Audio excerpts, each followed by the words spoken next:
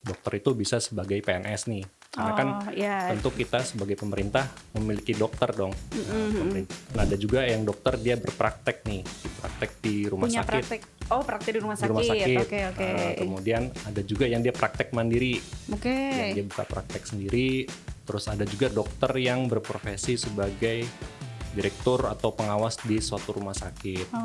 Terus kemudian ada juga yang dia sebagai narasumber, terutama kan pada ya, saat COVID ini kan mungkin banyak seminar, orang perlu informasi kesehatan, edukasi. Nah itu dia sebagai narasumber ketika mendapatkan penghasilan itu juga salah satu objek pajak yang harus dilapor.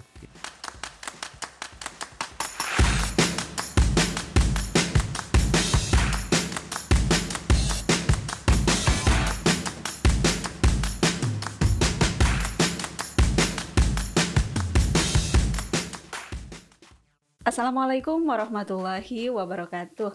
Kawan pajak semua, kembali lagi bersama saya Ida Laila. Kawan pajak kini tengah menyaksikan dan mendengarkan podcast Katalog Gue Kanwil DJP Banten, tempat kawan pajak curhat, dialog dan sharing mengenai informasi-informasi kekinian terkait perpajakan serta peraturan-peraturan perpajakan terbaru bersama para pakar dari Kanwil DJP Banten serta para tokoh dan stakeholders Kanwil DJP Banten.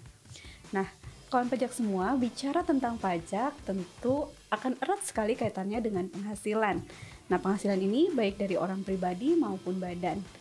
Terkait dengan wajib pajak orang pribadi, maka kita tidak hanya mengenal orang pribadi itu sebagai karyawan, ada juga jenis-jenis profesi tertentu yang menyebabkan perhitungan pajak berbeda dari yang biasanya. Nah, kawan pajak tentu juga perlu memahami nih apa status pekerjaan kawan pajak sehingga nantinya tidak salah dalam menghitung dan membayar pajak. Nah, pada hari ini podcast Katalog Gue Kanwil DJP Banten menghadirkan seorang penyuluh pajak ahli pertama dari KPP Pratama Tangerang Timur. Beliau adalah Mas Adiasta Puji Pratama.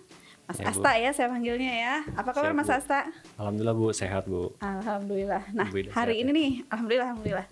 Hari ini kita mau bicara apa sih? Tadi saya udah bicara tentang kalau DJP itu bicara tentang pajak, penghasilan, OP badan, dan OP ada macam-macam profesinya. Nah, hari ini kita bicara apa nih? Untuk kali ini kita akan membahas terkait dengan perpajakan orang pribadi, khususnya yang berprofesi sebagai dokter. Oke, dokter. Ini dokter ada perhitungan sendiri ya? Berbeda dengan misalnya karyawan saya gitu ya, sebagai karyawan DJP gitu. Dokter beda ya? Berbeda Bu. Oke. Sebenarnya ketentuannya apakah juga berbeda atau gimana nih? Boleh diceritakan soalnya? Ya, kalau untuk ketentuannya sih kita sebagai orang pribadi sama di dalam peraturan itu diatur dalam Undang-Undang PPH Bu nomor 36 tahun 2008 yang sudah diubah Bu. Kemarin ya 2021 terakhir ada Undang-Undang Harmonisasi Peraturan Perpajakan gitu. Kemudian ada aturan turunan yang terakhir itu ada Peraturan Dirjen tahun nomor 16 tahun 2016 terkait dengan teknis pemotongan, pembayaran dan pelaporan SPT orang pribadi. Terus ada juga untuk karena dokter ini kan dia berprofesi sebagai yang melakukan pekerjaan bebas nih Bu. Nah itu ada namanya norma penghitungan penghasilan neto. Oke, untuk mendapatkan penghasilan netonya gitu seperti apa ya? Oke, ini berarti di pajak ini memilah-milah ya antara orang pribadi yang karyawan, kemudian apa tadi pekerjaan bebas Ibu. Nah, pekerjaan bebas itu sendiri boleh dong kawan pajak biar paham dulu pekerjaan bebas itu apa? Ya, pekerjaan bebas itu sesuai dengan ketentuan adalah pekerjaan yang dilakukan oleh orang pribadi terkait dengan keahliannya gitu. Oke. Seperti dokter terus seperti dokter, kalau profesi lain seperti notaris, arsitek, konsultan. Nah, itu kan dia memiliki keahlian khusus. Nah, itu ketika dia melakukan jasanya itu disebut dengan pekerjaan bebas. Oke, objeknya sendiri sebetulnya dari profesi dokter itu objek pajaknya apa sih? Kalau untuk sumber penghasilan ya Bu ya, sumber penghasilan dokter itu, dokter ini kan luas ya cakupannya ya Bu ya. Jadi banyak penghasilan yang bisa didapatkan dari dokter. Nah, contohnya yang pertama Ibu, dokter itu bisa sebagai PNS nih. Karena kan tentu kita sebagai pemerintah memiliki dokter dong, dokter PNS. Betul. Kemudian ada juga yang dokter dia berpraktek nih, praktek di rumah sakit. Praktek di rumah sakit. Oke. Kemudian ada juga yang dia praktek mandiri. Oke. yang dia buka praktek sendiri. Terus ada juga dokter yang berprofesi sebagai direktur atau pengawas di suatu rumah sakit. Oh, oke. Terus kemudian ada juga yang dia sebagai narasumber, terutama kan banyak pada sekali ya ternyata. Oke, saat terus. COVID ini kan mungkin Iya, banyak orang seminar, perlu iya, informasi kesehatan, edukasi. Nah, itu edukasi. dia sebagai narasumber ketika Oke. mendapatkan penghasilan itu juga salah Termasuk satu objek yang mesti pajak dihitung. yang harus dilapor gitu. Atau dokter juga mungkin punya apotik misalnya, Oh, di tempat sangat praktiknya mungkin, Ibu. ada apotik gitu ya. Iya. Itu termasuk juga yang mesti dilaporkan oleh dokter Betul. ya. Oke. Nah, jadi sebetulnya setelah tahu nih macam-macam, mungkin ada juga yang dia semua hal itu dia lakukan atau cuma jadi dokter praktek sendiri aja atau praktek di rumah sakit. Nah, kewajibannya dokter itu seperti apa harusnya terkait pajaknya nih ya? Iya. Jadi untuk dokter ya Bu, masing-masing dari sumber penghasilan tadi tuh perlakuan perpajakannya juga berbeda Bu. Wah, ini dokter harus tahu sih. Iya. Puyeng juga ternyata beda-beda. Betul. Boleh satu-satu deh dijelasin sama Mas Iya. Asta. Yang pertama dokter itu kan ketika dia lulus dari fakultas kedokteran kan menjadi dokter ya Bu. Nah sebagai warga negara yang baik itu kan mendaftarkan diri untuk memperoleh NPWP. Oke. Nah, NPWP bisa didaftarkan secara mandiri di laman irek.pajak.go.id. Nah kemudian langkah selanjutnya apa nih setelah punya NPWP? Nah dokter menghitung sendiri sesuai dengan asas perpajakan kita kan self-assessment Bu. Self-assessment, Jadi ya. atas penghasilan dokter itu dokter harus menghitung sendiri pajaknya. Nah setelah dihitung ternyata ada kurang bayar ini Bu. Nah dokter harus membayar pajak yang kurang dibayar tersebut. Dan terakhir adalah pelaporan SPT tahunan seperti itu Bu. Nah terus kan misalnya nih dia kalau cuma praktek sendiri dia mungkin bisa ngitung sendiri. Nah untuk dokter-dokter yang seperti tadi Mas Asa bilang ada yang jadi PNS, ada yang jadi direktur, ada yang punya usaha. Nah ini dari masing-masing itu apa nih yang perlu dokter lakukan gitu? Ya, yang pertama tadi dari sumber-sumber penghasilan ya Bu. Nah untuk yang pertama dokter harus membuat pencatatan Bu namanya. Oke. Ya, jadi penghasilan dia apa aja gitu ya? Betul. Okay. Jadi pada dasarnya kan wajib pajak itu diminta membuat pembukuan. Namun jika penghasilan keseluruhan itu masih di bawah 4,8 miliar, maka per tahun nih Bu. Nah itu bisa melakukan pencatatan. Maksudnya dicatat aja gitu dia penghasilan ini dapat apa gitu? Ya, jadi untuk yang seperti praktek mandiri misalnya, nah itu bikin pencatatan sederhana aja Bu. Jadi setiap hari misalnya ada pasien berapa yang datang, dapat nominal berapa. Nah itu nanti direkap per bulan. Nah itu namanya pencatatan. Oke. Sederhana saja ya, tidak perlu rumit-rumit. Sepanjang dia masih penghasilannya di bawah 4,8 miliar setahun. Gitu. Nah setelah misalnya dia nih dokter nih, mungkin ini harusnya ini ya apa? Contoh kasus kali ya? Iya.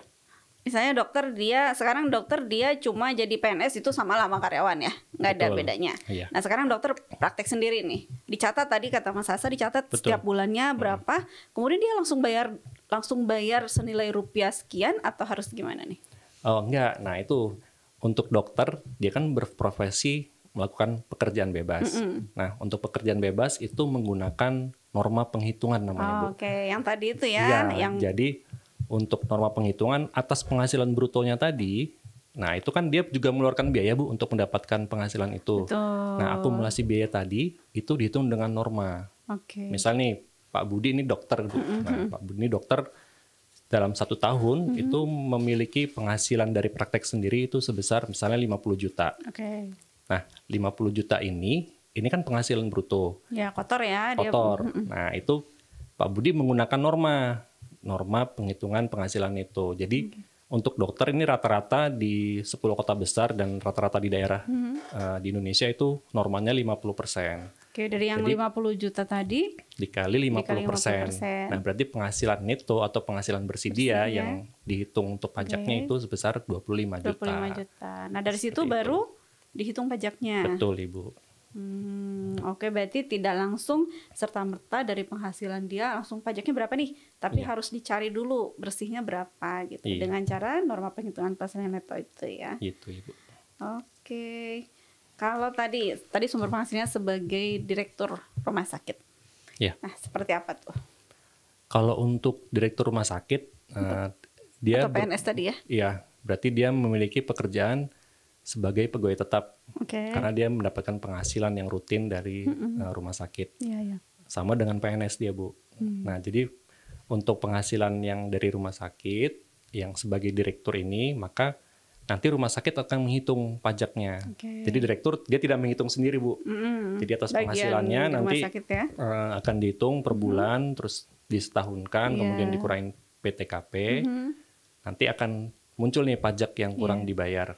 Nanti akan dipotong oleh pihak rumah sakit. Jadi dia udah tahu beres, dia terima Iya. seperti karyawan ya, Iya, dapat 17 bukti potong. Bukti potong Iya. ya. Oke. Kalau sebagai direktur rumah sakit negeri itu 1721 A2, kalau swasta dia A1. Oke, dan itu yang nantinya menjadi dasar dokter ini untuk melaporkan SPT tahunannya. Oke. Ini salah satu dokumen yang nanti akan dilaporkan gitu. Oke. Nah, kalau tadi jadi PNS atau direktur rumah sakit, selanjutnya kalau praktek di rumah sakit ya, Bu ya. Ya.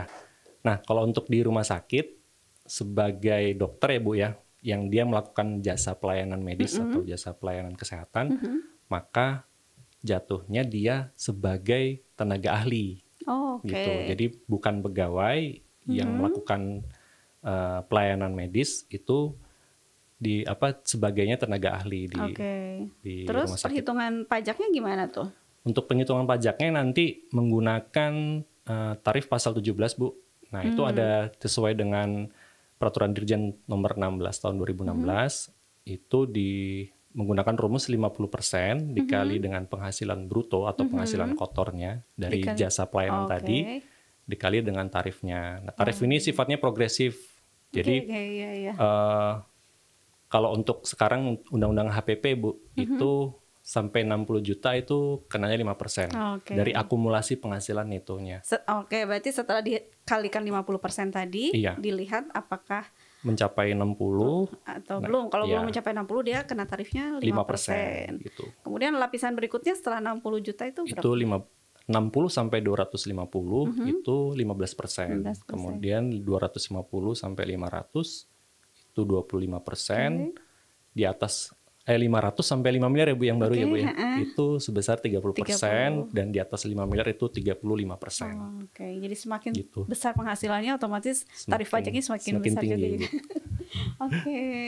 Nah, kalau itu tadi praktek di rumah sakit. Kalau dia praktek sendiri sekarang?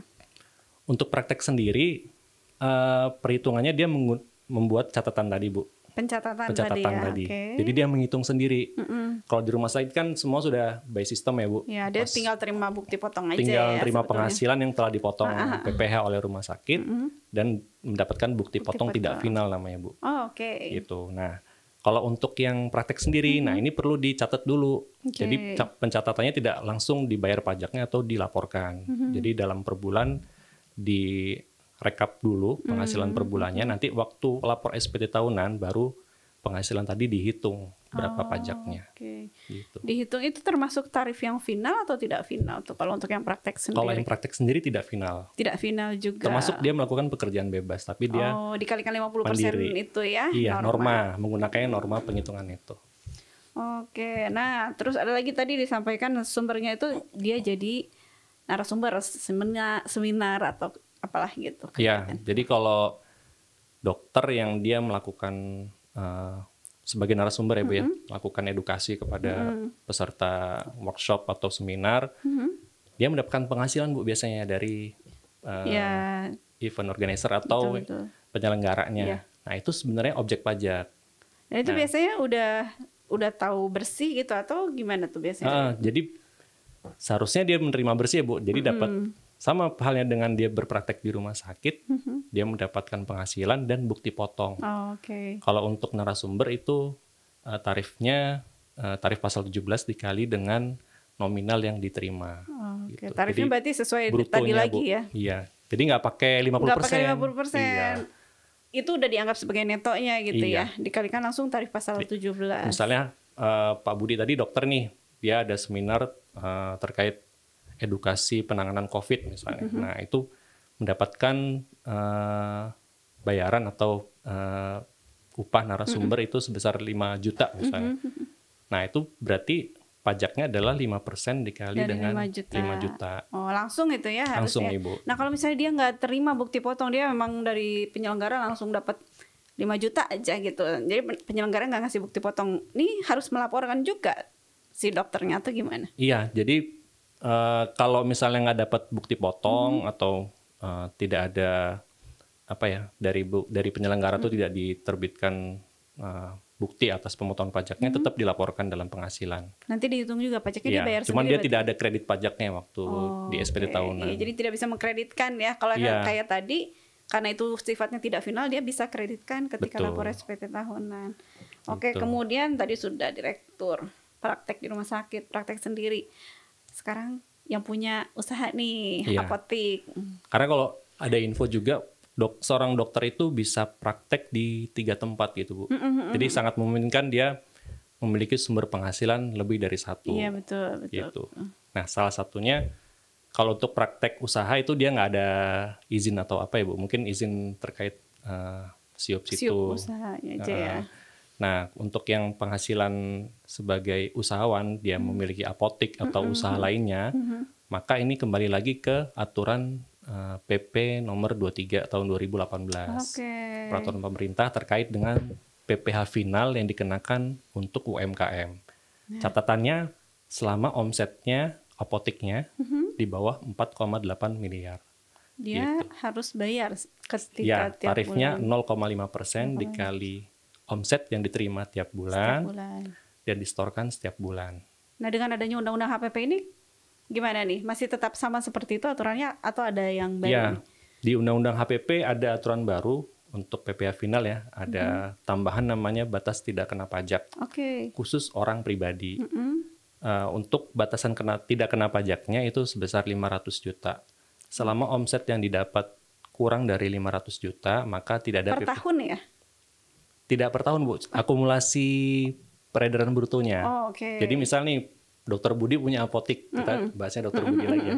Nggak apa-apa. Dokter Budi punya apotik, penjualannya per bulan tuh 100 juta atas obat. Nah, kemudian sampai bulan kelima kan omsetnya masih 500 juta. Nanti di bulan ke-6 baru dikenakan. Terakumulasi gitu ya? Iya, akumulasi Oke, omsetnya, oke. bukan per tahunnya. Oh, jadi bulan Januari sampai Mei sudah sampai 500 juta. Ketika Juni dia tidak bisa lagi tidak bayar pajak. Iya, dia sudah harus bayar mulai pajak PPh final 0,5%. 0,5%. Oh, Nah, oke untuk nih. yang PP 23 ini berlakunya untuk orang pribadi itu untuk selama 7 tahun. Setelah 7 tahun nggak boleh lagi, dia harus bayar Iya, pajak. jadi nanti ketika dia masih di bawah 4,8 dia bisa menggunakan norma perhitungan neto, Oke. tapi khusus untuk dagang, Bu. Gitu. Bukan pekerjaan bebas. Apa Itu nanti pekerjaan bebas tetap aturannya yang sama diaturnya dengan peraturan nomor 17, peraturan Dirjen nomor 17 tahun 2016. 15. 2015. Nah, itu terkait penyampaian norma penghitungan neto. Cuman untuk pekerjaan bebas dan dagang ini berbeda nanti nominal normanya gitu. Nah, memang dokter ini unik ya. Jadi dia bisa praktek di rumah sakit, jadi direktur praktek. Tapi ada lagi nggak sih selain sebagai dokter terus dia punya penghasilan lainnya misalnya?